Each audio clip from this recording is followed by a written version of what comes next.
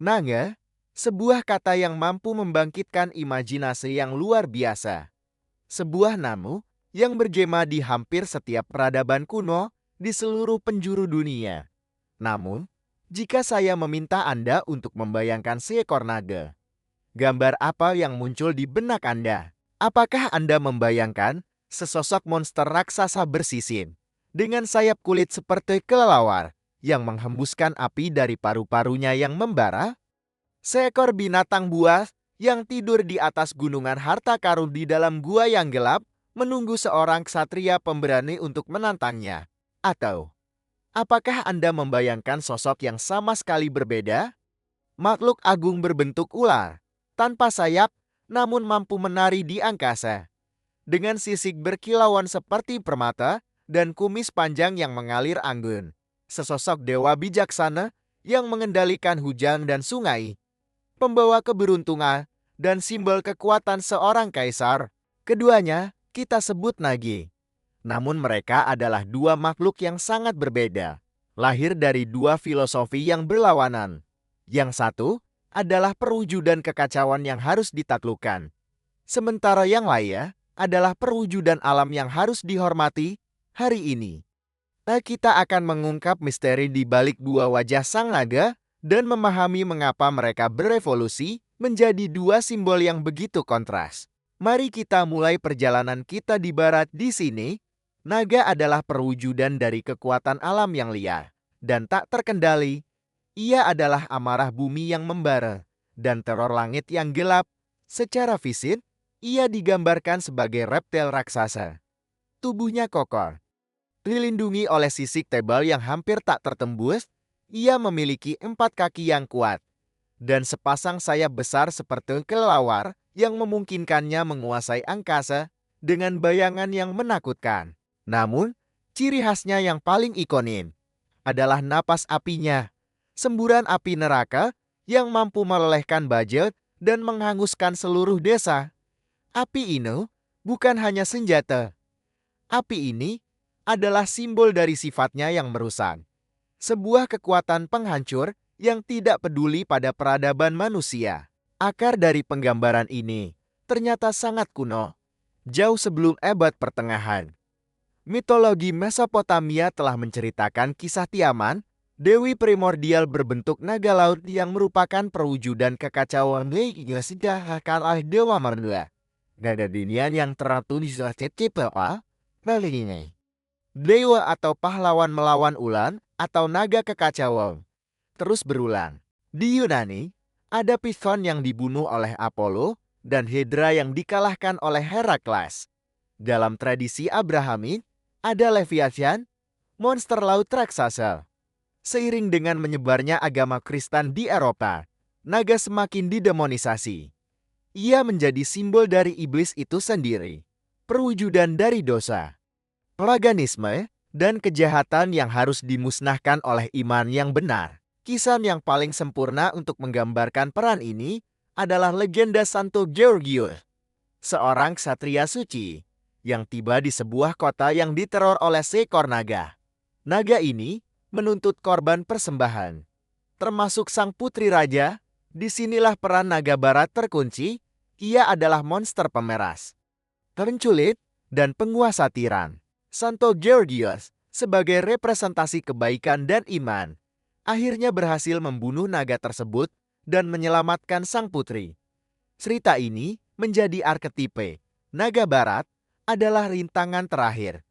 Ia adalah ujian pamungkas bagi keberanian, iman, dan kekuatan seorang pahlawan untuk dikalahkan. Sekarang, mari kita terbang melintasi benua ke timur di sini, di Tiongkok, Jepang, Korea, dan sekitarnya. Gambaran tentang naga berubah total. Naga timur atau LNG dalam bahasa Mandarin bukanlah monster. Ia adalah dewa. Bentuk fisiknya adalah sebuah mahakarya harmoni.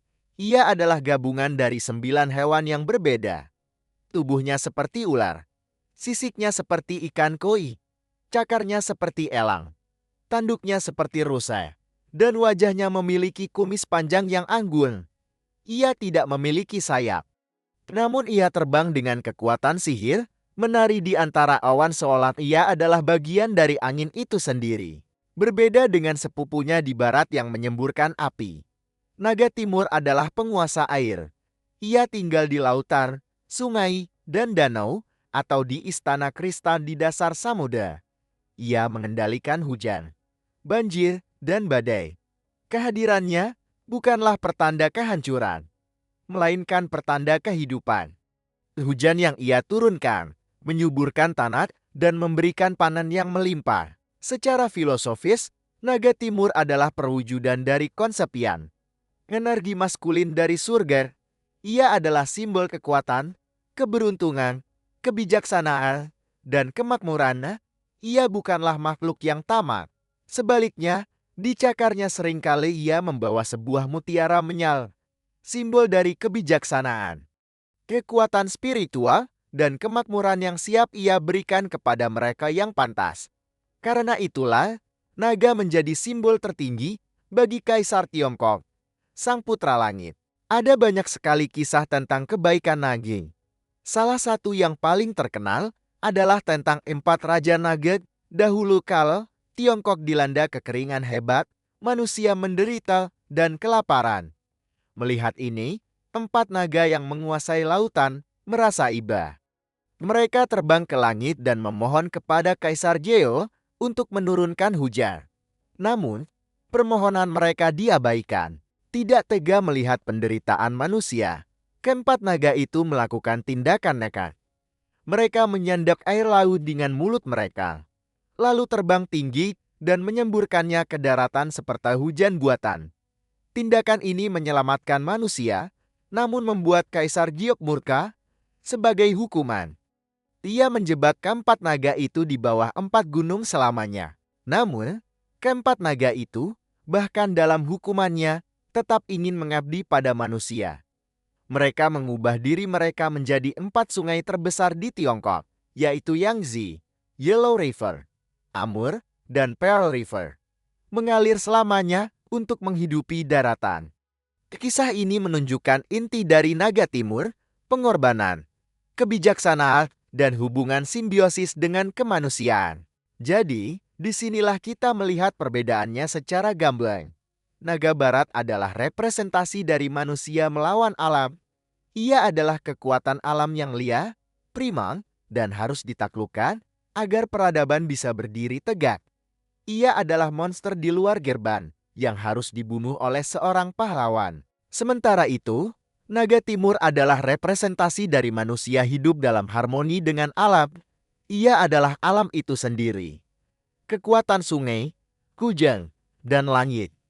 Ia tidak untuk dilawan, melainkan untuk dipahami, dihormati, dan diajak bekerja sama. Jika Anda menghormatinya, ia akan memberikan kemakmuran. Jika Anda membuatnya marah, ia akan mengirimkan banjir. Perbedaan fundamental ini juga terlihat pada elemen mereka. Naga barat menguasai api, elemen penghancur, sedangkan naga timur menguasai air, elemen pencipta kehidupan. Yang satu adalah simbol ketamaka, menimbun harta yang tidak ia gunakan.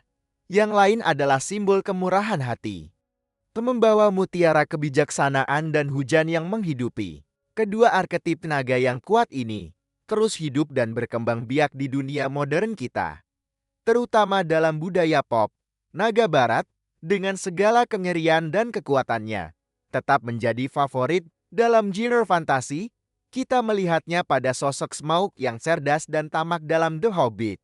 Kita melihat kekuatannya yang menghancurkan pada Drogo, Rhaegal, dan Viserion dalam Game of Thrones. Dan ia menjadi musuh pamungkas yang tak terhitung jumlahnya dalam video game seperti The Elder Scrolls, Skyrim, dan Dungeons & Dragons. Ia tetap menjadi tantangan terbesar. Di sisi lain, naga timur juga terus mempesona dunia dengan kebijaksanaan dan keagungannya. Siapa yang bisa melupakan Shenron yang magis dari Dragon Ball, yang mampu mengabulkan permintaan apapun? Atau Haku yang anggun dari Spirited Away, spirit sungai yang telah kehilangan namanya. Bahkan Disney pun mengadopsi kedua jenis naga ini. Ada Maleficent yang berubah menjadi naga api jahat dalam Sleeping Beauty, Dan ada Sisu yang baik hati dan lucu dari Raya and the Last Dragon yang jelas-jelas terinspirasi dari naga timur. Pada akhirnya, dua wajah sang naga ini, lebih dari sekadar monster atau dewa, mereka adalah cerminan dari diri kita sendiri. Cerminan dari bagaimana peradaban yang berbeda memandang dunia mereka dan tempat mereka di dalamnya. Apakah alam adalah musuh yang harus ditaklukkan?